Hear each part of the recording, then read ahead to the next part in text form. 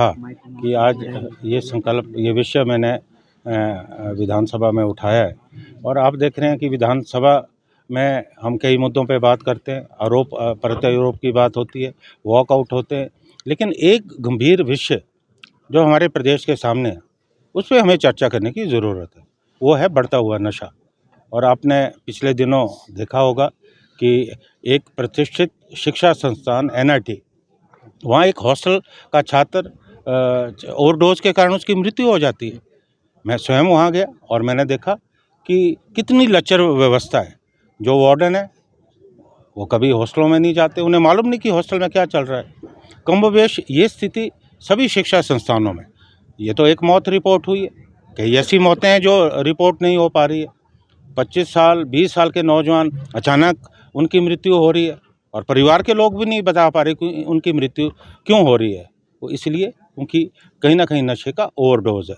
और हिमाचल प्रदेश जैसा राज्य जो हम जिसे देवभूमि कहते हैं, आज नशा जो है दूर दराज गाँव के क्षेत्रों तक पहुँच गया है। ये हम सब लोगों के लिए, खासकर जो चुने हुए प्रतिनिधि हैं जिन्हें लोगों ने विधानसभा में भेजा है, हमारा सबका फ़र्ज़ बनता है कि हम आने वाली युवा पीढ़ी को बचाएं। ये ठीक है कि हम तरक्की कर रहे हैं, 4 लेन बन रहे हैं, बड़े बड़े अस्पताल बन रहे हैं, स्कूल बन रहे हैं, लेकिन किसके लिए? अगर आने वाली युवा पीढ़ी ही नहीं रहेगी तो हम ये सब किसके लिए कर रहे हैं? और मैंने सदन में एक बड़ी गंभीर बात कही कि ये नशा कहाँ से आ रहा है? सीमा पार से आ रहा है, जो हमारे पाकिस्तान का बॉर्डर है, या दिल्ली में अफ्रीकन मूल के छात्र हैं, वहाँ से नशा आ रहा है। तो प्रतिबंध लगाने की ज़रूरत है। मैंने तो ये भी कहा कि आज जो युद्ध है वो कोई बंदूक से या टैंकों से नहीं लड़ा जाता। ये भी एक ज़रिया है कि देश की युवा पीढ़ी को नशे की लत डाल दो, उनको इतना पंगु बना दो कि देश का युवा ही ख़त्म हो जाए। तो ये एक षड्यंत्र है। जिस तरह से पाकिस्तान से यहाँ चिट्ठा आ रहा है या दूसरे मादक पदार्थ आ रहे हैं, तो उसे रोकने की ज़रूरत है।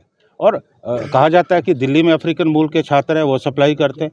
तो दिल्ली तो देश की राजधानी है, वहाँ तो राष्ट्रपति बैठते हैं, वहाँ देश के प्रधानमंत्री बैठते हैं, गृह मंत्री बैठते हैं। तो उनके नाक के नीचे कैसे हो रहा है? इससे भी हमें बड़ी गंभीरता से लेने की ज़रूरत है। जो अफ्रीकन मूल के छात्र पकड़े जाते हैं उनके लिए सख्त प्रावधान होने चाहिए। और मेरा तो ये मानना है कि उन्हें सरकारी मेहमान बजाने के बजाय डिपोर्ट किया जाना चाहिए और वीज़ा में सख्ती होनी चाहिए। खासकर ऐसे मुल्कों के छात्र जो इस काम तस्करी में पाए जाते हैं, उनको इजाज़त नहीं होनी चाहिए कि वो हमारे देश में प्रवेश करें। और हमारी जो व्यवस्था है उसको मजबूत करने की ज़रूरत है। जो हमारी सेंट्रल की एजेंसीज़ हैं, चाहे IB है, हमारी मिलिट्री इंटेलिजेंस है, हमारे प्रदेश की एजेंसी है, सबको समन्वय से मिलजुल के काम करने की ज़रूरत है ताकि हम नशा तस्करों पे लगाम डाल सकें। और मैंने एक बात और कही कि कौन पकड़े जा रहे हैं? जो कैरियर है, 5 ग्राम 10 ग्राम। अभी बड़ी मछलियाँ तो जो बड़े बड़े मगरमच्छ है उन पर तो हाथ नहीं डाला जा रहा। अब मैंने ये बात कही कि कहावत है कि चोर नहीं चोर की माँ को पकड़ो, लेकिन वहाँ तक तो कोई पहुँच नहीं पा रहा है, क्योंकि हो सकता है कि वो बहुत प्रभावशाली व्यक्ति हों, पैसे वाले व्यक्ति हों। तो मेरा ये मानना है कि बहुत सख्ती की ज़रूरत है और हमें कानून के प्रावधान सख्त करने होंगे। एक सामाजिक चेतना की ज़रूरत है। और ख़ासकर जो हमारा अभी शिमला में पुलिस ने सख्ती दिखाई, काफ़ी मामले भी पकड़े गए, लेकिन वो नाकाफ़ी है। हमें आने वाले समय में मिलकर एक अभियान के तहत हमें काम करना होगा। ये ठीक है कागज़ों में होता है, लेकिन वो मुझे लगता है कि ज़मीनी स्तर पे क्या हो रहा है उसे देखने की ज़रूरत है। और जो ये नक्शा मुक्ति केंद्र बन रहे हैं, मशरूम की तरह ग्रो हो रहे हैं, अब वास्तव में वहाँ जाकर युवा नशा मुक्त हो रहे हैं या नशा युक्त हो रहे हैं, ये भी देखने की ज़रूरत है।